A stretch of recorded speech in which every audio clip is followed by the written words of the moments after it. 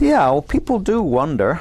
People should wonder. In fact, I wonder about people who didn't wonder about the question. You know, there's so much evil in the world. How can God allow this? Can God exist if there's so much evil in the world? This, of course, is a question that people in Western traditions ask. I mean, if you go to a Buddhist, they've got an answer.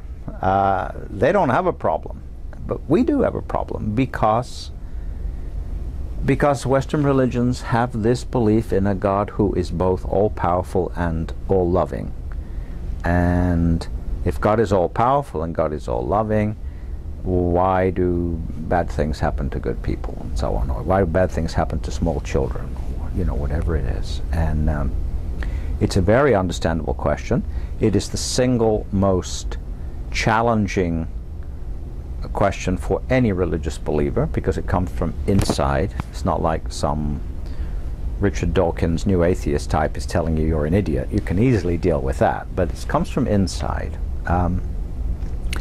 My own response, of course, is to say that my own response is to say you begin with what you know. We know there is innocent suffering in the world. We know that suffering is not measured out according to people's deserts. And whatever supreme being any of us believes in must be a supreme being who the understanding of whom does not contradict the fact that there is innocent suffering. So people, historically, traditionally, the discussion begins the other way around. It says, well, God is all-powerful, God is all-loving, so how do we explain suffering? And then we get all kinds of ridiculous answers like, well, evil isn't really anything, it's the absence of something. So if it's the absence of something, God didn't create it, so we're okay, God's off the hook. Or, well, God doesn't cause evil, human beings do. Which, of course, is true, but God created human beings. You think God could have done a better job than created human beings stupid enough to do the kind of evil that they do.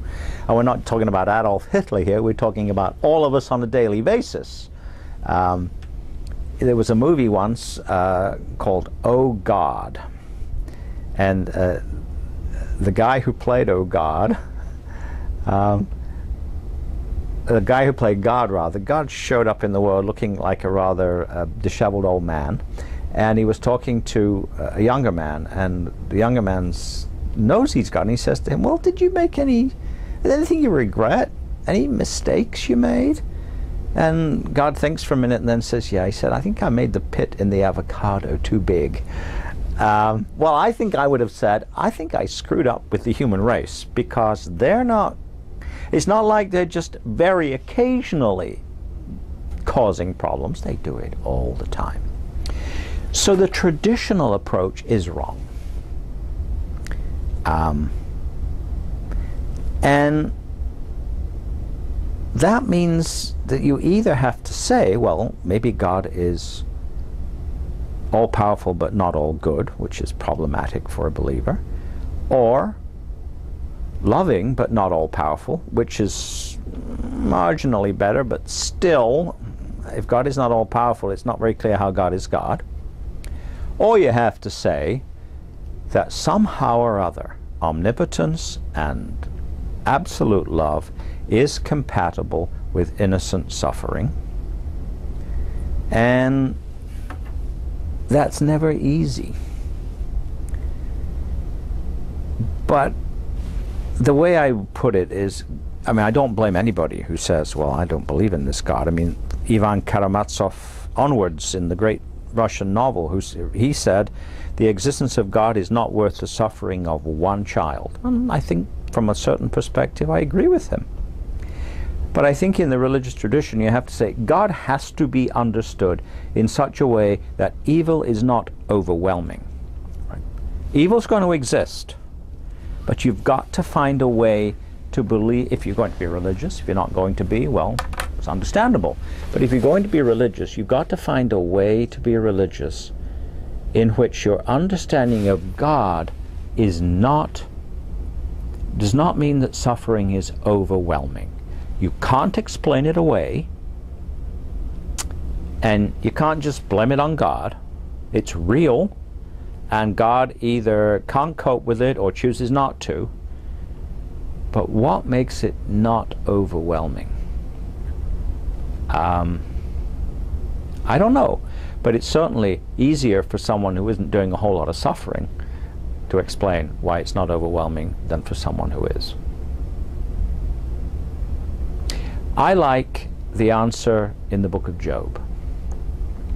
The book of Job is a much misunderstood book. People generally think about the beginning and the ending, and they see, well, you know, God let Satan persecute Job. Job stayed faithful, so God gave him everything back again. Well, that's not really the story of the book of Job.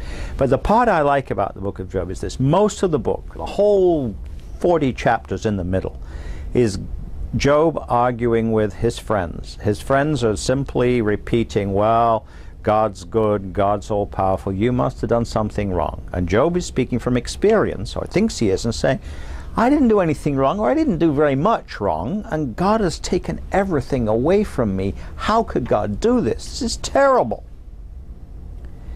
And then God shows up, and God sort of crushes Job by saying, well, you know, I'm a lot bigger than you are, and I've done a lot more stuff. Who are you to talk? But then, right before the ending, God turns to Job's friends and says, you have not spoken justly of me as Job has. In other words, the book of Job, God is saying, I don't blame Job for taking this aggressive posture. Right, you shouldn't be using your human mind to judge me, but you're right. Your experience is correct when it says, I do not deserve this suffering. And this business about, well, if you're suffering, you must have done something wrong, is baloney.